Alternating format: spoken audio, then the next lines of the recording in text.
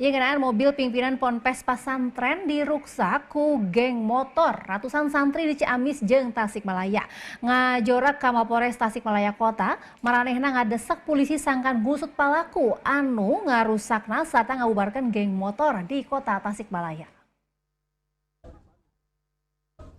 Ratusan santri di Kabupaten Ciamis jeung Tasikmalaya ngerojag Mapores Tasikmalaya Kota Wanci Tengah Peuting. Datangna maranehna balukar tina kejadian pimpinan pasantren Darul Ulum Peti Hilir Ciamis KJ Ujang Abdus Salam anu kuat sangkaan geus jadi korban geng motor di Kota Tasikmalaya.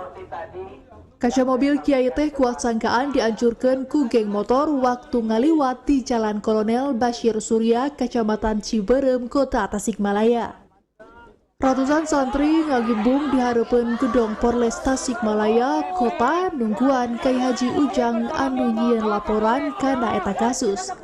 Para santri ieu katempo ngarasa keheul alatan guruna geus jadi korban geng motor anu mindeng ngaresahkeun Kota Tasikmalaya. Di Tasikmalaya, Yudi Irawan, TVRI Jawa Barat, ngawartakeun.